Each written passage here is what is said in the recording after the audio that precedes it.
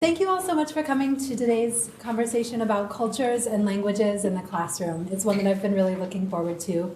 My name is Katina Rogers. I'm the Director of Programs and Administration for the Futures Initiative. Today's event is part of the University Worth Fighting For series, which is a series of discussions and workshops that tie student-centered and engaged pedagogical practices to institutional change, race, equity, gender, and social justice. For those of you who are on Twitter, we'll be using a hashtag for today's event. The hashtag is #FightForEDU. I'll write it up on the chalkboard after so that you've got it ready at hand. And we always keep public documentation through notes in a Google Doc and a reflection after the event.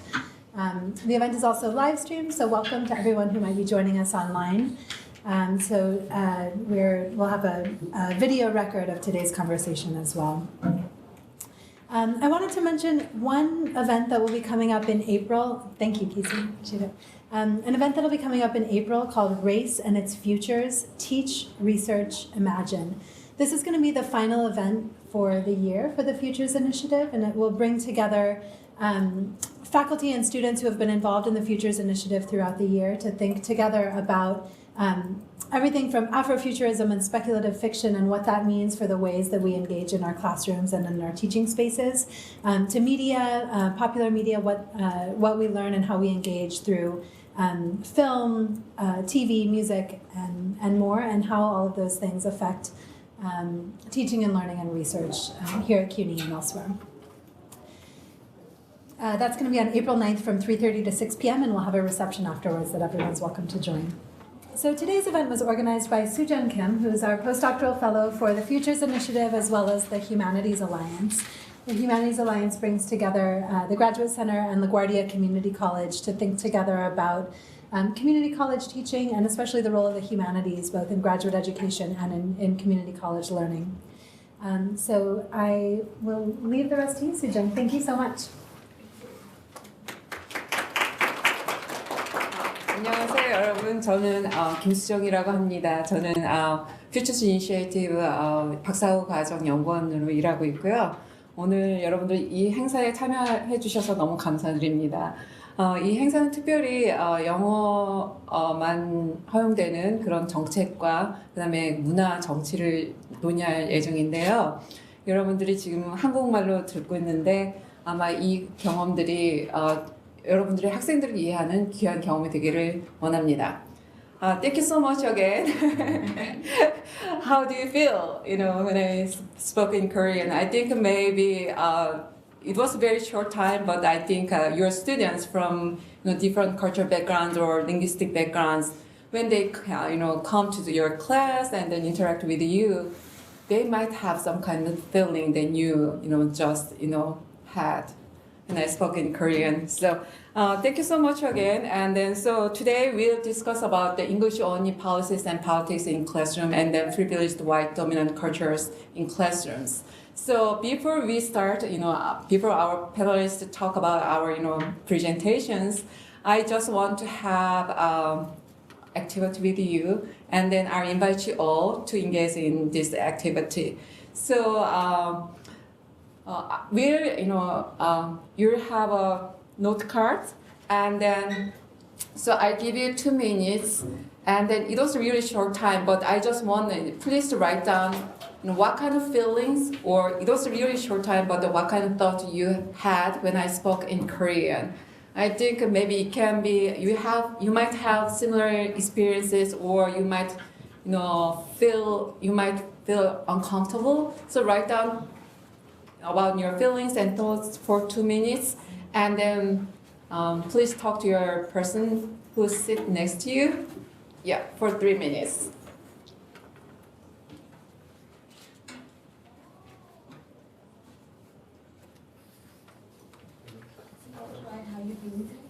Yes. So how you felt about you speaking? Yeah, when I spoke in Korean, how do you feel? Or how did you feel? And then or thoughts. Okay. Or emotions.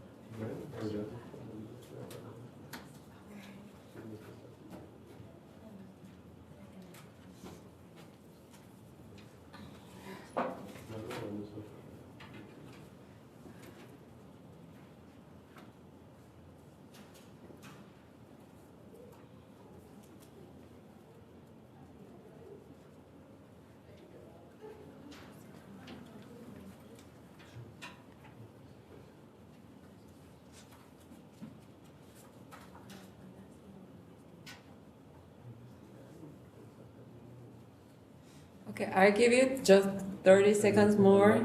And then after finishing your writing, please pair with someone who you don't know, hopefully.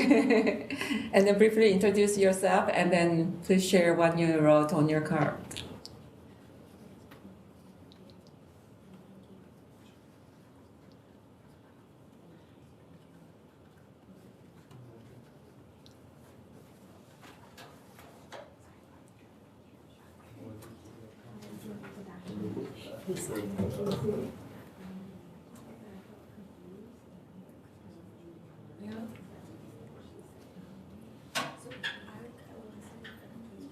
Can you share with yeah?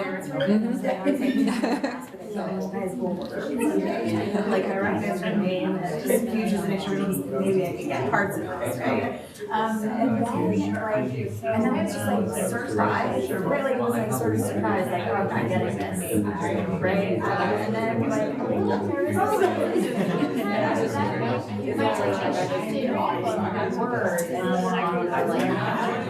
and so like her smile and gesture, she just seemed really welcoming and like calm and like happy. And so I was just like, oh, this seems fine. So like that kind of like made me feel more at ease. Yeah, it's like even though the cascade of like surprise at first and then like the like cognitive like trying to grasp the meaning, knowing that I couldn't like get the meaning. And so then like moving to like have other like trying to find out. So like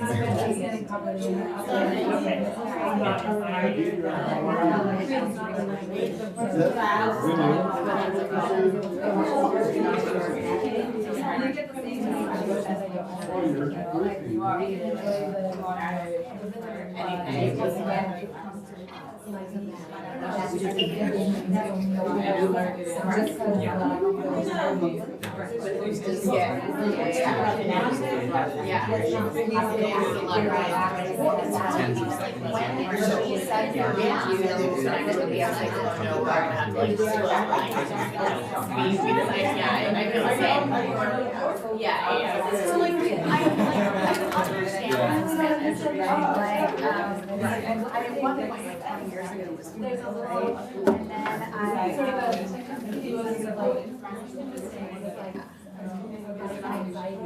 Okay, thank you. like I mean, So we're gonna proceed with the talk, and hopefully, some of those ideas that you're been talking about, we can either address them during the course of the talk, or even in the conversation that we're gonna have at the end, or is something that it could keep happening around all the different platforms, the Google Doc or in Twitter. So my name is Susana. I'm also a postdoctoral fellow for the CUNY Humanities Alliance, and I work also at the Teaching and Learning Center here at the Graduate Center. And I'm really glad to be sharing this conversation with friends from the CUNY Humanities Alliance and people that I respect, and I always learn a lot from them. So we have Susana Alvis. She's a student at LaGuardia Community College. She was my student, and I learned a lot from her, that class. And she's also one of the LaGuardia Humanities Scholars, that is the CUNY Humanities Alliance program with LaGuardia undergrad students. We're going to have Khadijah Martins, that is also a fellow at the CUNY Humanities Alliance. And we have Soo-Jong Kim, that is a postdoctoral fellow for the CUNY Humanities Alliance. So we're going to be talking we're going to be talking about the place that language has occupied in the classroom and how it has shaped our own experience and students' experience. Susana is not only going to share about her multicultural and multilinguistic background, but also experiences of LaGuardia. And Soo-Jong is going to share a little bit about her research. I'm going to also talk about how my research informed the questions that I brought with me to the classroom. And Khadijah is going to talk about practices that we can apply, that she applies at the classroom, and hopefully we can learn from those as well. So, Soo-Jong, thank you. Thank you, Luis. I just put out my PowerPoint.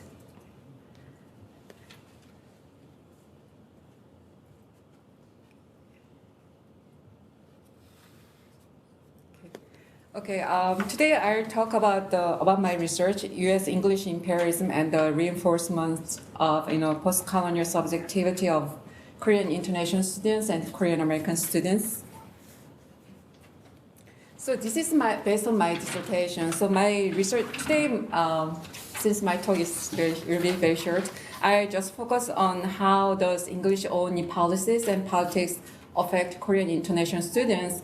And 1.5 generation of Korean American students, navigation of their location on campus, and as well as in a U.S. racial map. So 1.5 generation immigrants means that the immigrants who moved to the U.S. When they were teenagers, since they're middle school or high school, and when they were adults. So how do you think about the Korean Americans? So in academia or in public imaginations as like that, Korean Americans are perceived as a modern minority, very excellent in academic works, especially in STEM areas like that. But in my research, I found that these students are not just Korean international students and Korean American students are really struggled with their English and then also their academic works. And then my research was in Chicago suburb area and then really middle class area community. And then I found that these students are really working more than 40 hours, and then they couldn't get any support from their parents. And then so these international and Korean American students are very similar, I would say. And then legally they can be distinguished between international and Korean American. But among international students, there are many students who have lived in the U.S. more than 5 years. So yeah. So these students are really internalized racial oppression, racism, U.S. racism in Korea before they move to Korea. So they are really kind of position themselves inferior comparing to the middle class whites. And then so when I asked about globalization, one student mentioned that globalization, it is that the U.S. is becoming the world. And then it is the situation in which the U.S. dominates the world, just like during the period when people built the Tower of Babel, the world is united by American English. Globalization means that America, which is now defined by its territory, will expand over the whole world. In the globalized world, America will become the core of the world. I think that cannot be changed. So what do you think about this narrative? This is a really general narrative that I could hear from students to students. And then, so you might be familiar with the North Korea and then the US now. And then, but in Korea, South Korea is a really small country. And then there is, 5 minutes, okay. There are there are several US military camps in Korea, and then it is U.S. territory, and every year the U.S. military and the South military, they conducted military training, and then it is more like aggressive training in Korea. So in small country, we can see the military training, the tank or flight or the soldiers as like that. So this is really the presence of U.S. military and then power in Korea. So it is so important in their imagination about U.S. and then their own relationship with the U.S. and then in classroom here.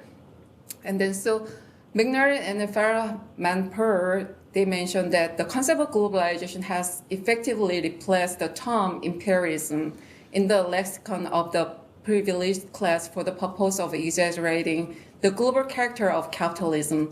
The new imperialism to which we refer is a combination of old-style military and financial practices, as well as recent attempts by developed nations to impose the law of the market on the whole of humanity itself, not to mention their reluctant subjugation to the will of the United States in its quest for the world domination.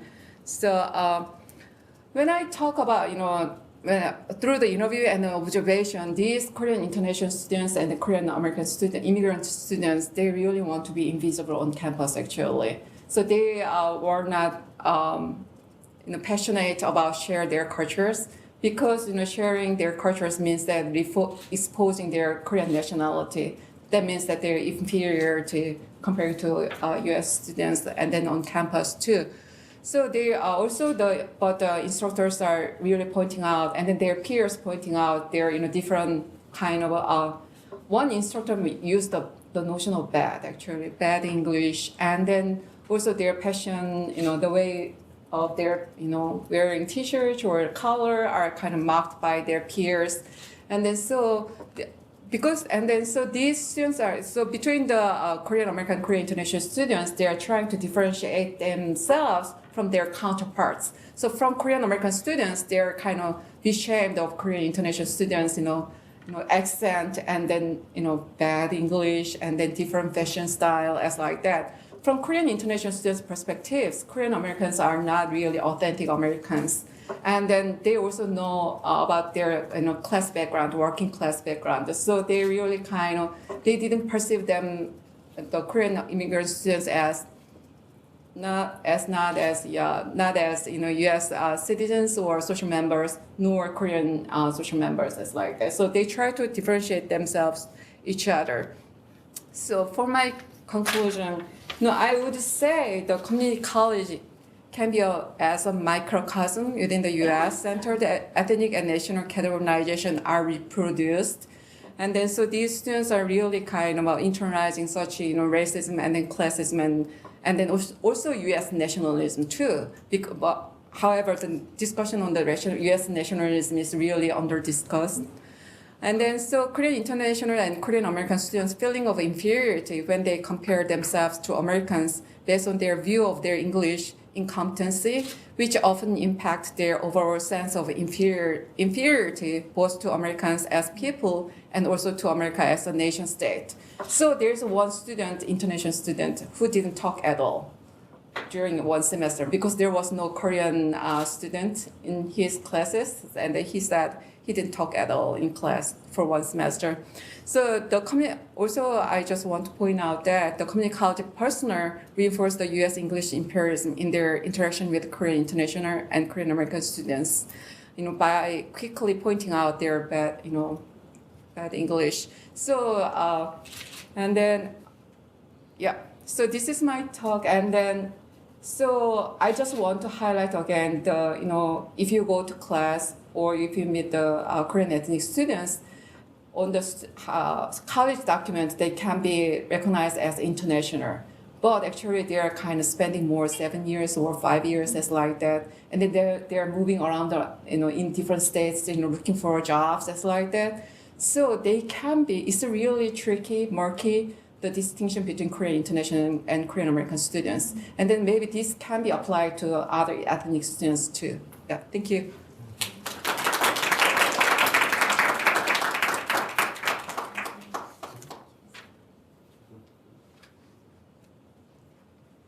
Okay, now Susana will share her experience and thoughts.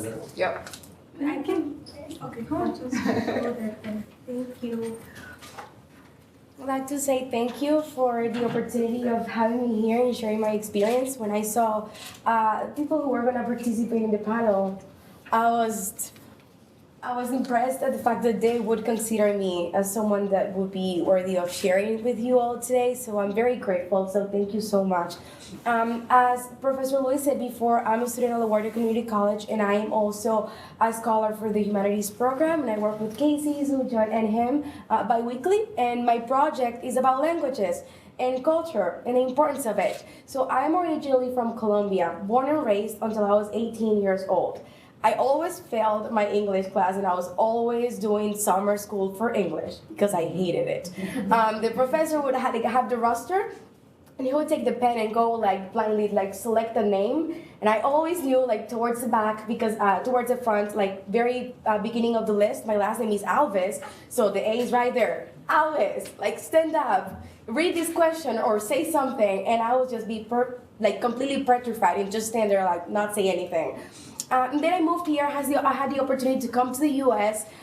Again, didn't really speak English, was afraid, didn't want to communicate, and that was my story for the following 3 to 4 years when I moved here. The Hispanic community is humongous here. I was at the time in Jersey and then to Long Island, and I always found someone to speak in Spanish. I didn't have the need to learn the language.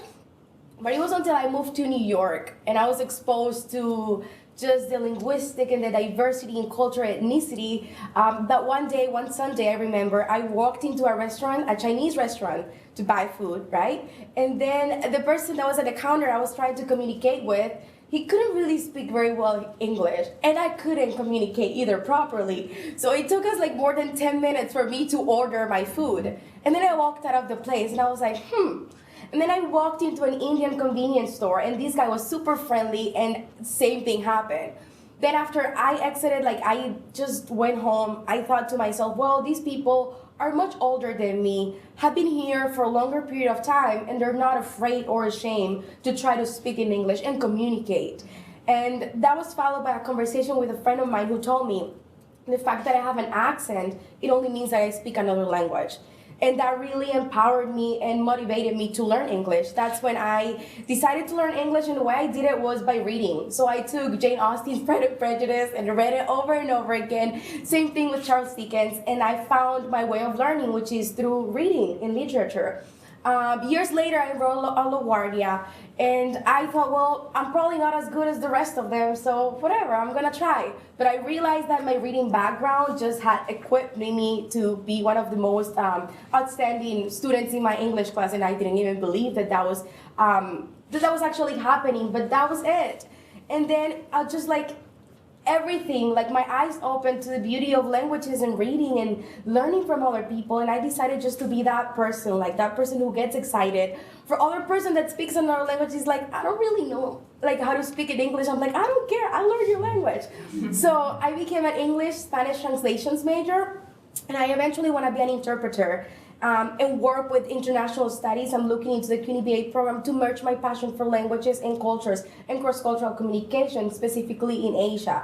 I also work as a student success mentor, so we mentor freshman students in the studio hour for first year seminar at LaGuardia. So I'm just like, I literally just left one of my classes, liberal arts class, to come here. And I have like 2 Korean students there and 3 from China. And the way when they speak, they're so shy.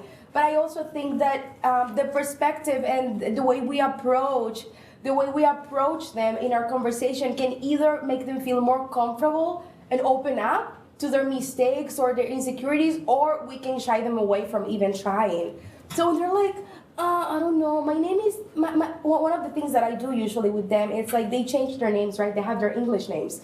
But I encourage them, just tell me your name, like your name in your language, I want to learn it. And that's like usually a good icebreaker, and they, like move forward from there. Sometimes we use the translator, Google Translator, and we like move from there. But I'm also fluent in Italian. I learned it through music. So I was classically trained in Colombia, but that didn't open up my love for languages. It was until I moved here.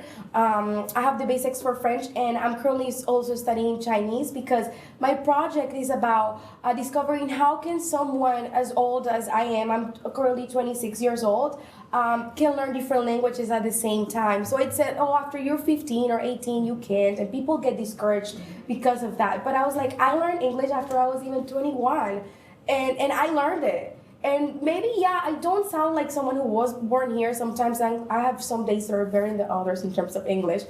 But the point is, I can communicate. I can make my point across, and I feel like that's something very important. What I've learned with languages is that it plays an important role whether you feel comfortable with yourself or not. And if you feel comfortable with yourself in society, in the place that you are in, then that affects how you perform in school. That affects how you communicate with friends, how you find community in a foreign country where you don't know anyone.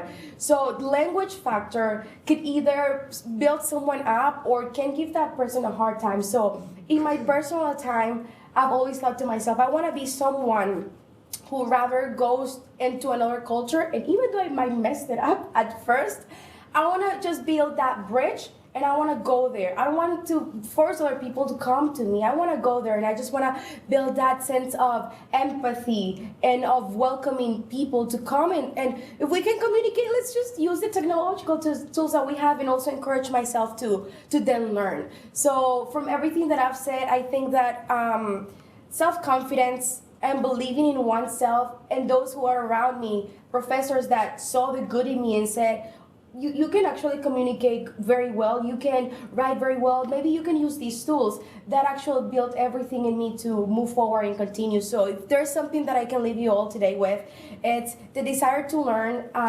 If you have an accent, it's because you speak another language, and that's completely fine.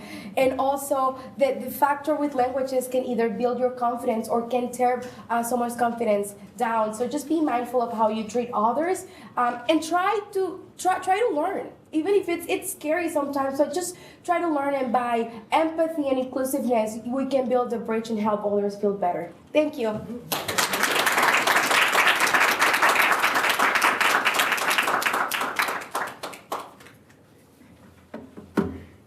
Gracias, Susana.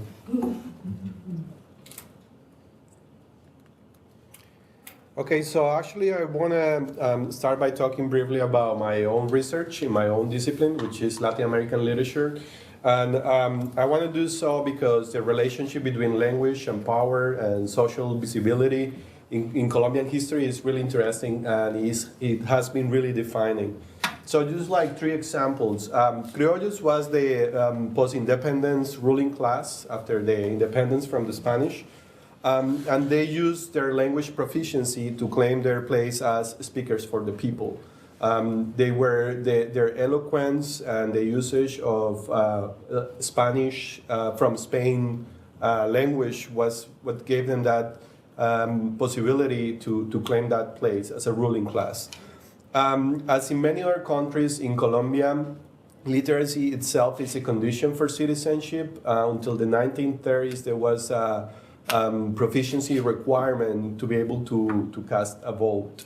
And also in Colombia, there is a series of presidents that we call presidentes gramáticos. So these were something like the grammarian presidents. So these were presidents that they were really concerned with language, and they wrote extensively about the grammar and the use of language and the purity of Spanish. And so the rule of the law and the rule of the language were part of the very same political arena. So, of course, the use of language, this eloquent usage of language, of a certain variety of language, was a tool for social distinction, to differentiate a class from others. And this was maintained by the limited access to an educational system. So an uneven educational system reproduces social inequality because it controls the access to the means of representation, both politically and literally. So I worked with a novel that is called El Día del Odio, and the characters there are campesinos who move to the city, or thieves or prostitutes that they're like abandoned by the state, marginalized by society, and they're disciplinized and pursued by the police. And I was really interested because every time that these characters, they tried to speak, they weren't unable to do so. They were never able to communicate with power. So every time that they have to explain themselves to a judge or to a police person, they were never understood. And this is because their dialect is not socially valid or recognized at some. So this was one of those questions that I brought with me to the classroom, and this is one of the benefits of being a graduate student here at CUNY, and also a part of the CUNY Humanities Alliance. I brought this question, and I was teaching Latin American literature at LaGuardia. So I'm thinking if my very own discipline, language is a factor that is a factor of exclusion, that is a factor of lack of representation of a representation that is not fair and of violence, what is the role that language is playing in my own classroom? So I started to pay a lot of attention to those students who weren't participating, who weren't speaking. And I wrote a blog the link is going to be available there, that is about those students who don't speak. So by bringing the same research questions to the classroom, I was able to draw some conclusions that sort of reshape both my research and the way that I was teaching. And it was from moving from those unable to speak to those who are unable to understand. So moving away from something that we perceive a lack on the student's part, because this student is far from an ideal, an idea of a standard academic English or standard academic Spanish, and start placing that failure in the system or at the institution level. So it was not about the student being not able to speak, but about the institution not being able to understand. And one of those questions that I start having in the classroom is being really careful of how do we value eloquence and proficiency, and how sometimes in a implicit way we're rewarding those who speak the way we do, that are close to that academic language, and there's some penalties to those who didn't have that same training that we do. So I was thinking also about what kind of support do we offer students or we as instructors need, but I felt that it was mostly about reframing the paradigm and creating avenues of participations that don't rely on students' proficiency with the language. I want to move beyond the notion of language, because as we saw, I mean, the question is, why do we have to care about languages in the classroom? And this is something that we're already talking about. And one of those is social validation. But it's not enough to bring a language for the sake of having that language in the classroom. I think also it's because there is a knowledge that is tied to that language. So when we're welcoming another language, we're welcoming another series of knowledges that are valuable. So I want to move away from, not away, I want to move from language to saberes, that is the plural for knowledge. And I always struggle because I write knowledge, the plural, and Google sort of tried to correct it. But I think it's not one knowledge, it's like, there different knowledges. So any language is a language of knowledge, not only those that are perceived so by academia or institutions. And then I was thinking also of bringing those non-traditional, that actually are the traditional sources of knowledge, such as community and heritage. And also, briefly, I want to talk about moving beyond culture. And this is something that I have experienced when I'm being asked to perform my culture in certain places. So I'm asked to be the English language learner of the immigrant, and I think that's a lot of responsibility or weight to ask for in a student. So are we asking that Dominican student to be the Dominican in the room and to represent the whole culture of what we perceive as a cultural component? So I'm thinking about experience, because experience is how that culture is lived and how our students live those cultures. I don't want to erase language and culture because they are really important, but I want to sort of expand or think about them with another light. So I'm suggesting or inviting you to think about a pedagogical solution to this political problem. And the question is how to embrace language, knowledges, and culture and experience. And I've been thinking a lot about generosity and curiosity as pedagogical tools or as a framework to design and space. And I think it's relatively easy to think about a classroom that fosters generosity and curiosity.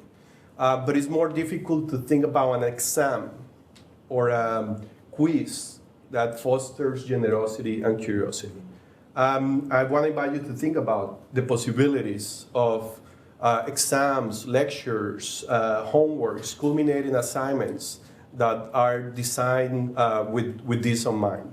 So inside the classroom, and these are many of the practices that we already have and we already do, but being intentional about it, I think that will open those spaces for languages, knowledges, cultures, and experiences.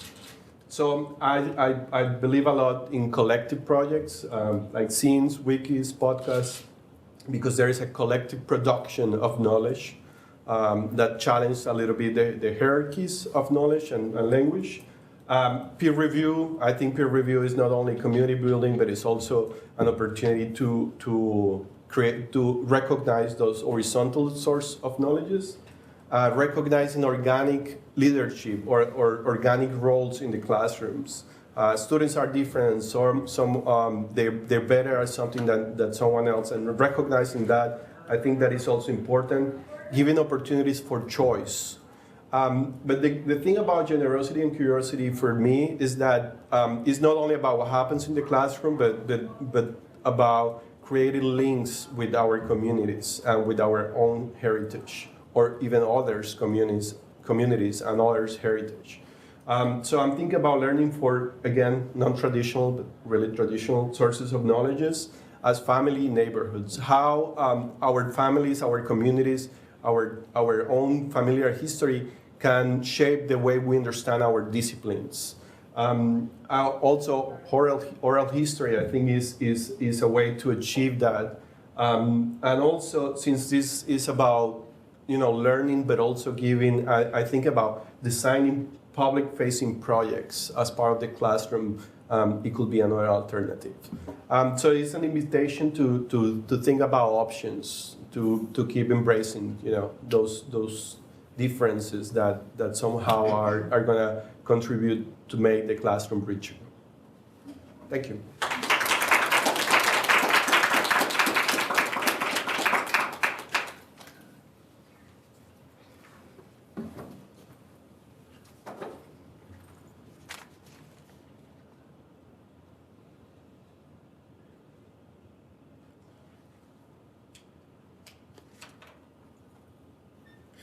Okay, this looks like it's the same one. Is the No problem. This one here, Yeah. right? Okay. Got it.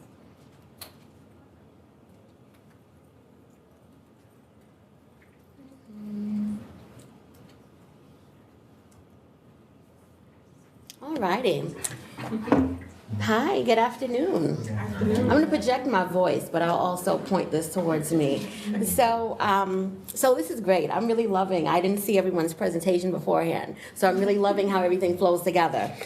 So my presentation now, I'm going to talk to you about how I use culturally relevant and inclusive pedagogy in a composition classroom. I teach English composition at LaGuardia Community College, and I've been having a really fun time. So my goal is to be able to share talk to you about this one particular course that I taught in the spring of last year, 2018, and also to share some of my student work with you so that you can actually hear their voices through me, okay? So the theme of my course was multilingual voices, and I'll just read to you a bit from my course description. How does language influence and reflect our ideas about culture? How does our language reflect our identities? Our class theme is multilingual voices. The core identity of a culture is embodied in and perpetuated by its language. The idioms, proverbs, and gestures at once espouse the sanctity of tradition and the salience of innovation. So that's Martin, that's me, actually. I wrote that. Okay, so we will examine texts that explore diverse languaging practices and interrogate the boundaries among languages and cultures. So it actually follows up really nicely with what Louis was talking to us about is, language is something that's been socially constructed, cultures is something that's been culturally constructed, but of course we move in and out of those boundaries, right, in our experiences, in our personal experiences. So this one activity, it was an online activity blog post. It was a poetry explication. So you'll see that students, they had to choose one poem from our poetry packet that I provided for them. They had a handout, right, with models of how to perform a poetry explication. And then they had to, answer specific questions that I reproduced here, okay? So the elements of choice are very important, right? Choice for both adult learners and adolescent learners. Learners are able to take ownership of it, take ownership of the assignment, and also to be able to make those connections, right, between their real life experience or their professional desires, their professional goals. That's really important. And also providing modeling. So this is something that's also really important for adult learners and also multilingual learners as well, right? And providing those explicit steps. So these I just kind of highlighted here. These are the elements of the assignment that I thought may help to make it successful with the students in the design, right? So here's a student, Patricia Lulo, love Patricia. Okay, so Patricia wrote this. I'm just going to read to you what she wrote for her poetry explication. In the poem Back to Africa by Louise Bennett, the speaker could be the author speaking to Maddie or a relative or friend. It is not 100% clear exactly who it is, but it seems to be someone who Maddie is familiar with. The second and last of each stanza rhyme, and each stanza is made up of 4 lines. The piece does not seem to be any subgenre, but could be considered a ballad. Bennett is telling a story about a woman named Maddie who lives in Jamaica and wants to travel to Africa, which she believes is her homeland or home to her ancestors. In the last stanza, the speaker is telling Maddie, go far and seek your fortune. However, the speaker is also explaining that as far as her heritage goes, she is more than just African. Okay, so this is just a sample of it, and I'm going to continue with her explication in the next slide. But already you can see that that for Patricia, this was actually what we call a window text. It allowed her a window into hearing about and listening to another culture and learning about it, because it was written in Patois, the language widely spoken in Jamaica. Okay, and in doing so, she was also appropriately using literary terms to analyze language, culture, and identity in the poem. Okay? So the speaker starts to tell Maddie that her great-great-great-great-grandmother is African, but her great-great-great-grandfather is English. She also explains how other members of her family are Jewish and French. The language that the poet chose seems to be Jamaican Creole or Patois. The author may have chosen this to make the conversation more real. The use of the Patois sets the mood for the reader. The reader has a sense of the real conversation that is going on between the speaker and Maddie. You get a sense of relationship and familiarity of the two characters. There is a slight sense of humor in the lines, as the speaker is describing Maddie's heritage and adds a little humor by saying, and your grandpa by your mother's side was Frenchy parlez-vous. This line not only helps to continue the rhyme scheme, but they also add a little humor. The term had no real meaning in the line, but it does help get the point across and adds a little bit of sarcasm and fun to the poem. Okay, this is excellent. So we're accomplishing these tasks, these literary tasks, our task for composition, and we're also, at the same time, we're using a culturally relevant text in order to expose students to different cultures, and if it is their culture, to celebrate their culture, right, and to elevate it in the school setting, right? Here's another example. This is Stephania, okay? All their stanzas look alike by Thomas Sayers Ellis. So in this one, Stephania, she provided a close reading of a text that might serve as both a window and a mirror for her, okay? And she also, I want you to pay attention to how she uses literary terms to describe how the author uses repetition to structure the poem and to also support its theme. So All the Stanzas Look Alike by Thomas Sayers Ellis, who's an African-American poet. In the poem, All the Stanzas Look Alike, Thomas Sayers Ellis is the speaker. The structure of the poem is one of a dramatic monologue. Although there are some words used that rhyme or can be spoken in a way to flow together with other words, the poem does not adhere to a rhyming structure. It does, however, ironically have a stanza. The repetition of the phrase, all their stanzas look alike, creates a melodic tone for the poem, and the repeating phrase becomes a chorus. To me, the poem was about America and its lack of diversity and knack for stereotyping people of color. The word stanza is used as a metaphor for the white male-dominated world we live in. Whether it's the fences or prisons or the letters of rejection and recommendation being written, they're all owned and coming from white males. The words used throughout the poem reign true in terms of all the places people of color are not the norm. The use of serial killers as an example was fascinating to me because for so long, there has always been a stereotype around people of color being less than civilized and or savage. And to see that even in the light of evil, white males are still the dominant persons. The final stanza paints a realistic picture of the world we live in. When speaking about Supreme Court justices being all white except one, and one not being enough, it is truly indicative of how poorly diverse the leaders of our country are. Overall, the structure of the poem provides a great platform to send a message. The repetition acts as a constant, thought-provoking reminder of the societal norms we face. Okay, this is Stephania. So she's interpreting and analyzing the socio-political allusions that are throughout the text. And also, the critical content of the poem, it provides an opportunity for her to give a critical analysis of racialization and structural racism. Okay? So students can respond to with what you give them, right? If you give them great literature, if you give them something that is critical, you give them something that explores these themes, then they're going to respond to it. They're going to connect to it, and they're going to surprise you, which I was pleasantly surprised. Okay, this was another, I'm running a little bit low on time, but there was another online assignment in which students had to craft autobiographical poems. All right, so I just want to share with you one by Mark Sugdale. And as I'm reading it aloud to you, I've also highlighted in red the various different cultural references that he uses to describe who he is. My street is like a mall. The neighborhood reminds me of a marketplace in Guyana.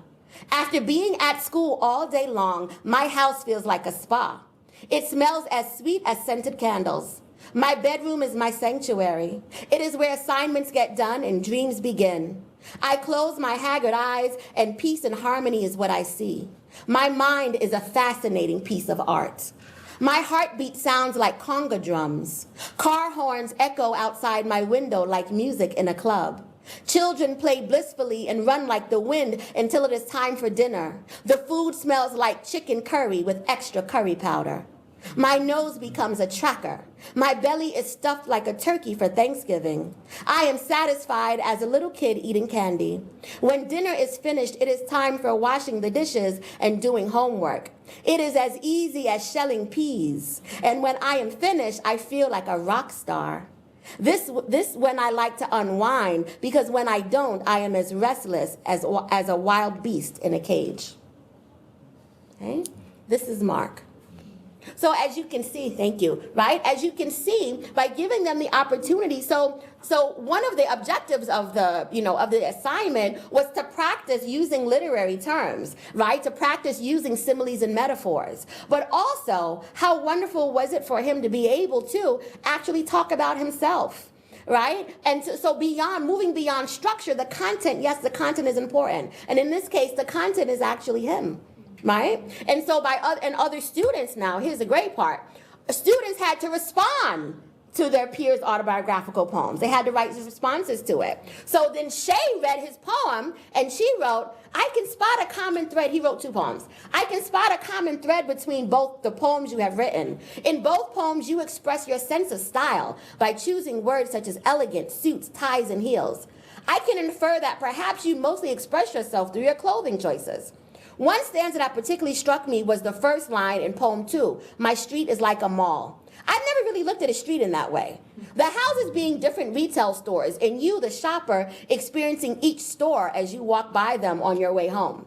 Each home carrying its own personality. The way stores are adjacent to one another in a mall, homes are racked one against the other in a similar fashion. Each home quite different from the next, yet together creating a sense of unity in the neighborhood. Quite a clever use of a simile. Okay? In sum, the assignments that I just shared with you, the poetry explication, the autobiographical poems, and the peer responses, from what I gathered, the use of the culturally relevant text, they provided windows for students to learn about other community members, right? And also the culturally relevant text, they provided mirrors for racialized students to reflect on and express aspects of their identities that are typically silenced or erased in school settings, as we saw very eloquently with Mark, okay? Also, the close reading of these culturally relevant texts, it aligns with the close listening required to challenge racial-linguistic ideologies that marginalize racialized people and their languaging practices. Thank you. Thank you.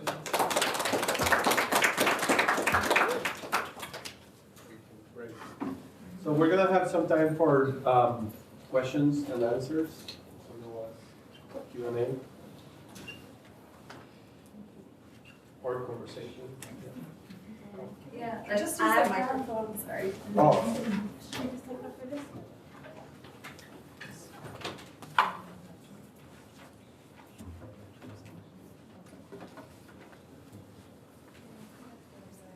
I know.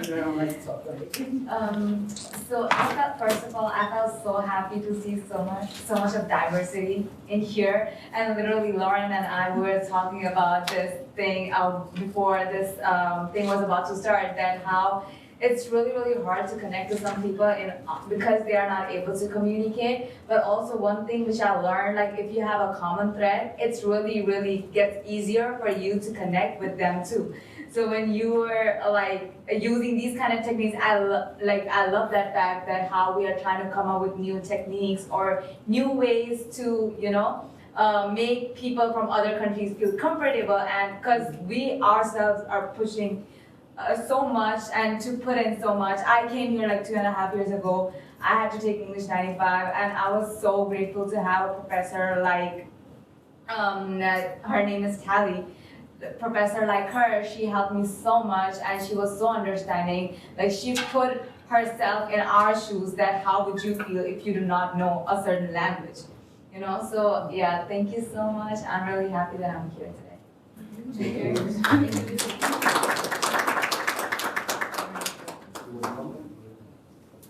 Hi, I really enjoyed all of your presentations. They were like really, really good. So my question is for Susana. You said that when you were trying to learn English, you were reading like Jane Austen and Dickerson, and I'm just curious why you started with those particular authors.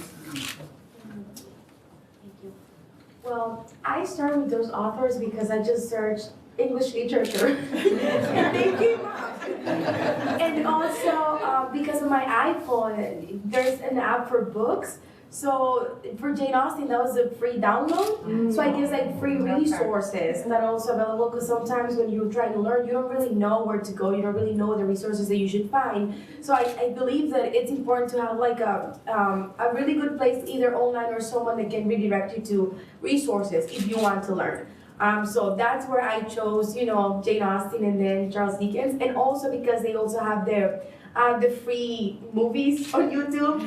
So I would watch I would read the book, and then I would watch the very old movies. One from Charles Dickens, David Copperfield, my favorite one. So I would compare the book and then the movie, and also the British accent. I liked that a lot. So it's basically because of the resources that were available for me at that time. That's what I chose them.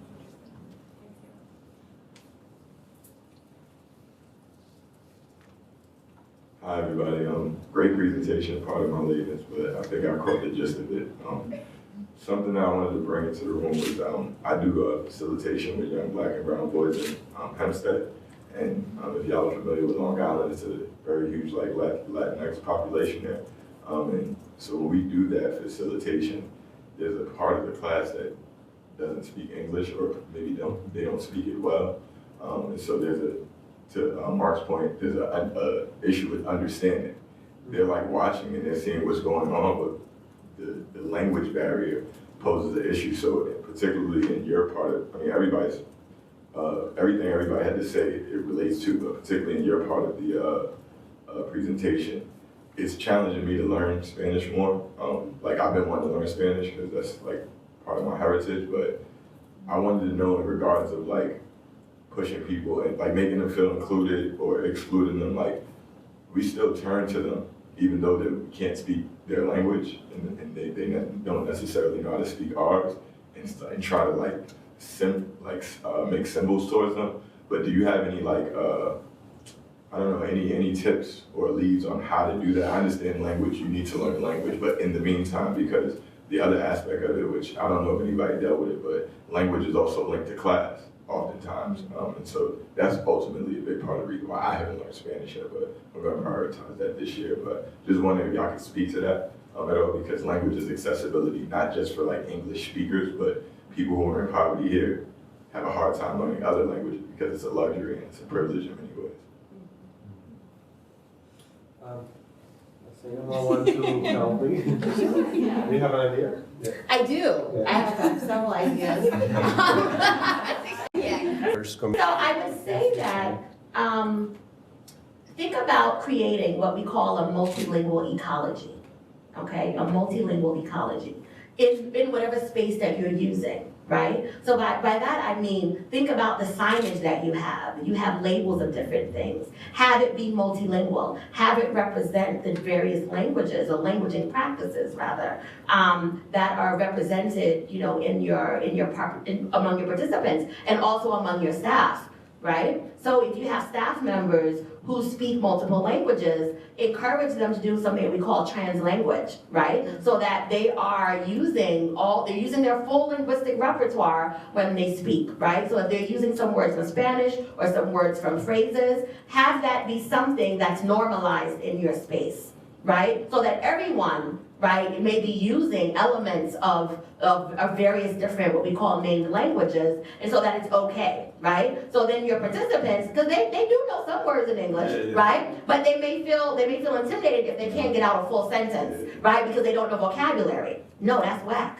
right? Have them, so what we have to do is we have to model for them too and say, hey, you know, you're gonna, however it comes out, it's fine. Right? And then you can speak, and then when you find that if they're speaking, right, using, you know, elements of English and in Spanish or Creole, you know, and Spanish and English, then everybody's gonna be able to pick up something from what they're saying, right? And it becomes actually a learning where you're teaching each other, and it becomes a learning experience for everyone. So I think that, if I have to tell you one thing, that would be the main thing, you know, is to create an environment and to model it and share it, you know, so that people are using bits and pieces of different languages, right? We have to break down those boundaries between languages, because I think that's what trips people up the most. Thank you. You're welcome. Yeah, I feel that it's important to make clear that not knowing a language is not a matter of like a lack of in the part of the person. So either way, you know, so that's the shift of the paradigm. When learning is part of the process and there is no one goal or one ideal language that we all have to get there. But I would say recognize organic leadership, because we're seeing, I think Susana just show us how, you know, peer-to-peer leadership or how those links of communication that are horizontals, they have a great benefit for the community. So rely on the participants, you know, relying on their diverse knowledge and the different proficiencies there. So it's like create an environment when there's not that fear to or that ambition to be perfect, because there's no such a thing as a perfect usage of language. And then start creating those organic or fostering those organic. And I think the idea of creating a community of learners when it's not up to the facilitators alone to create the common language that is going to be used in that space is important as well. I'm not a linguistic scholar, but I would recommend you to learning different languages, really communicating or getting to someone else, right? So when you really kind of trying to learn, for example, Spanish, I would recommend you to find someone who are bilingual or who can speak Spanish. And then your interactions will be very important and give very significant message to your partner, saying, oh, Spanish is really appreciated in the US, it's like that. So it's really kind of revisiting the power relationships or language, politics, what is going on, English only, politics, not just in the classroom but in the communities like that. So, and then I think you might have more fun to learn Spanish when you get to know someone more and their families or their stories, just like that. Yeah. I want to add something super quick to what they've been saying. It's something that has worked for me. When it comes about learning languages, also memorization, and you probably need to figure out what's the best way for you to learn that you feel comfortable with. So for me, I usually take a topic that I know very well or a very short book or story in the language that I know, and then I read it at the same time in the other language that I want to learn. And I do literal translation at the same time, so word by word by word, and maybe by day you can memorize 3 words.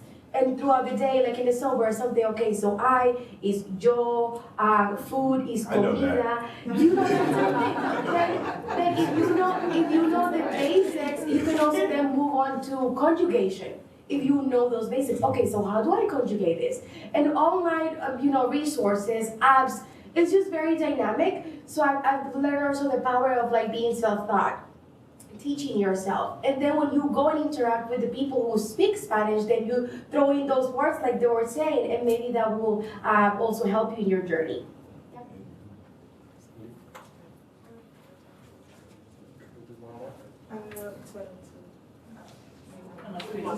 We don't have time. Thank you, I really enjoyed these presentations. So I have a question, it's kind of related to your research, Joe. So what struck me, so I teach at LaGuardia, and I try to bring all students' language into the classroom, translate language and pedagogy. But this issue of, some students, like you were saying, the students, they want to be invisible. They don't want to admit that they are speaking a different language most of the time. Or I've had this oftentimes in ESL classes when I invite students to bring their languages into the classroom. I invite them to write some in their languages, and I often, they don't want to. And so I just wonder if you have any ideas of how to kind of deal with those two issues, like the issue of language power and kind of thinking not just in terms of our classrooms, but also like I'm doing something at LaGuardia, language across the curriculum, where we're trying to raise awareness of this idea of translanguaging. But I think institution-wide, sometimes there is this thought of English only, and not in every classroom are you getting this. And so kind of a larger question of what can we do as an institution to make students not want to be invisible.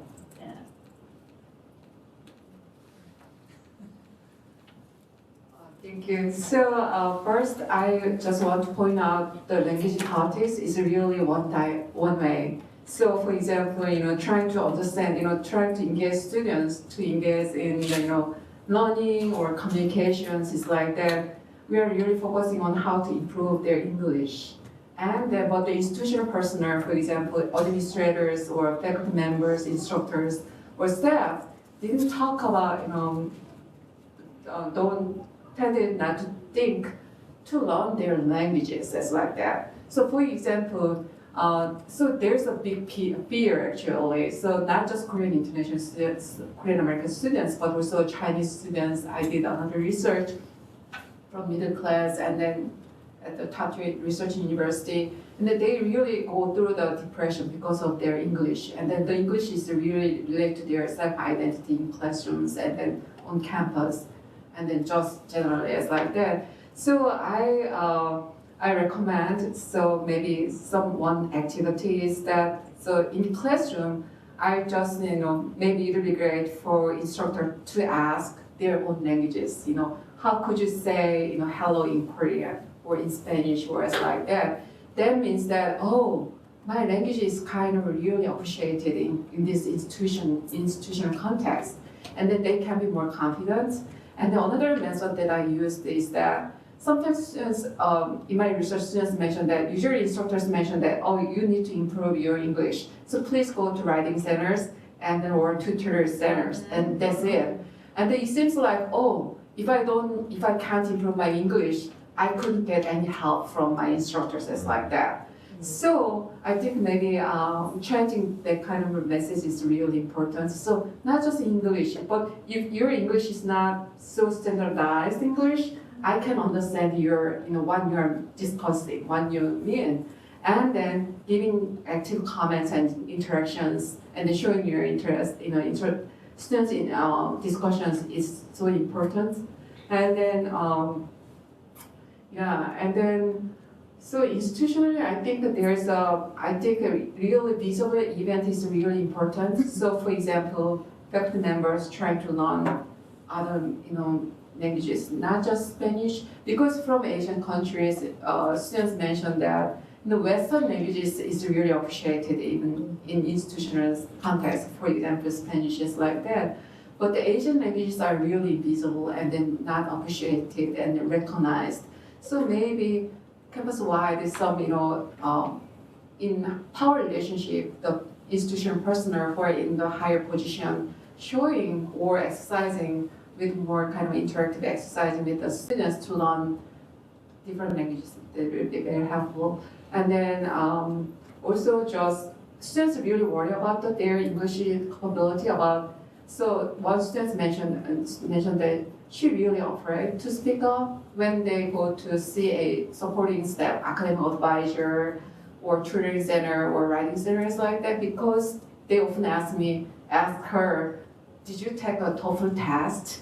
Because they couldn't understand her English well, or as like that. So she was really worried about that because students mentioned that the ESL class is tough, grave. So if you are getting to ESL class, you cannot get out because they cannot improve English very quickly. But still, they can understand that they have kind of intellectual capability. So they're really afraid of speak up English. So I think those kind of training, maybe staff training or instructors training might be important. Some peer, and then so this is really connected to U.S. imperialism abroad. So yeah, thank you. Thank you so much, and I'm gonna make some cookies. I don't know if you're gonna stick around if you wanna talk some more. So thank you so much.